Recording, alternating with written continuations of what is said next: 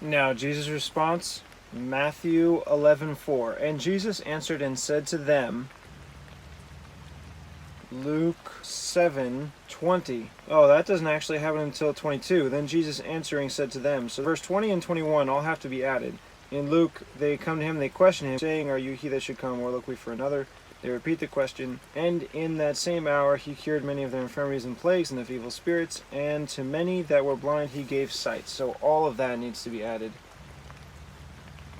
When the men were come to him, Are you he that should come, or look we for another? And to many that were blind he gave sight. I was just wondering, this is like a summary statement of what just happened before they questioned him. If maybe I should combine it with the verses that did just come before. But that wouldn't work because the verses that come before are also in Luke. They're exactly the earlier verses in this chapter. And it came to pass on the day after that he went into a city called Nain, and he rose a widow's son from the dead. So it should be left just as it is. Now Jesus answered. In Luke 7:22, then Jesus answering said to them, Matthew, Jesus answered and said to them. Jesus answering. I could have all of it. Then from Luke, Jesus from both. I could say answering said, because that's how it goes in Luke. Or I could have answered and said. I'm going to have and said. But if I'm going to do that, I might as well have it answered and said. Because it wouldn't make sense to have answering and said. The word then is from Luke. Jesus is from both. Answered and only from Matthew. Now said to them is both.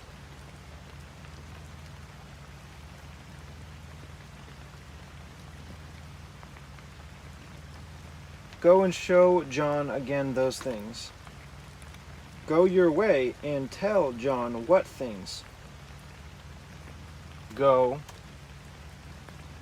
Show would be an equivalent to the word tell, so I'm going to have the words before it. Go your way and, because and is both. So your way is Luke only. Now back to both, the word and. Now the question, should it be tell John or show John?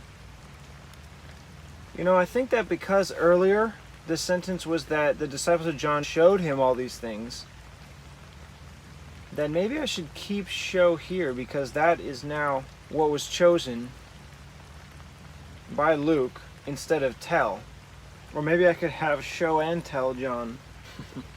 The world's first show and tell? No, because the sentence is pretty much the same. Go and show John those things. As opposed to go your way and tell John what things you have seen and heard. I'm leaning towards the word tell, if there was no context around it.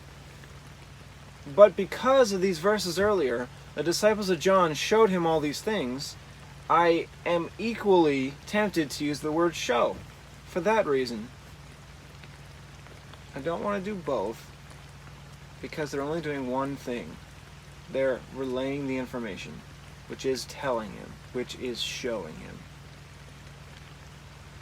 I think that even with the word show earlier, and the disciples of John showed him all these things, I think it'd be okay. Readers will understand what the disciples are doing when they're relaying the information to John. They're not making signs and drawing pictures. They're telling, which is the same as show. So I'm going to go with tell, only from Luke.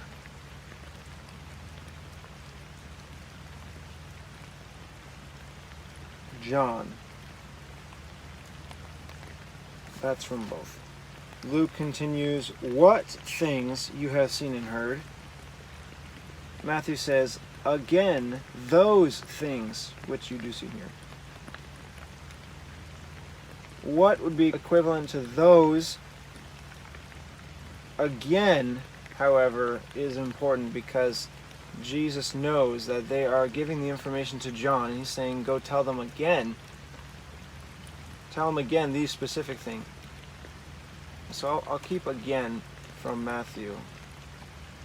those things which you do see and hear, or what things you have seen and heard.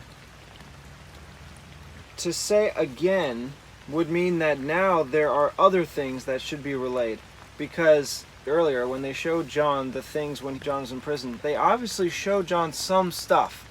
They told him of some things Jesus was doing. So I think it actually makes more sense to have what it says in Matthew. Those things which you do hear and see, and he explains exactly the things that they're seeing and hearing. The blind receive their sight, the lame walk, the lepers are cleansed. So he's being specific.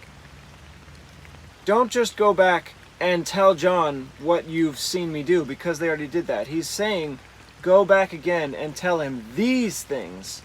Now, I wish that this word was these instead of those, but those is closer to what is happening than the word what. So I'm going to stick with what I've got. Those.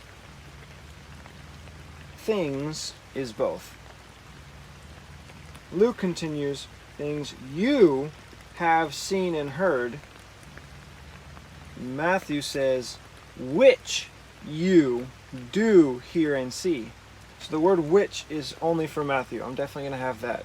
Which, and now you is both. I think that because I chose the words again, those things from Matthew, because he's being specific, it's as if he's saying these specific things. I'm going to stick with again what Matthew says, that you do hear and see, instead of what Luke says, you have seen and heard, because they've already relayed that information, what they have in the past seen and heard Jesus do. Now it's about specifically what Jesus is talking about now, and he goes on to explain it, that the blind receive their sight, the lame walk, and he has done this in the past, but Luke further explains that this is happening at that exact same time. Verse 21, in that same hour he cured many of their infirmities and plagues and of evil spirits, and many that were blind he gave sight. So that's what Jesus is talking about. Just now, at this very moment, these are the things that you do see and hear. He's being specific about these events, not talking about the ones in the past. So I'm going to stick with what Matthew says, which you do hear and see, not have seen and heard. So this is only from Matthew. Do, hear. The word and is both. I'm not going to say seen is the same as see and hear is the same as heard. So I'm just saying it's from Matthew.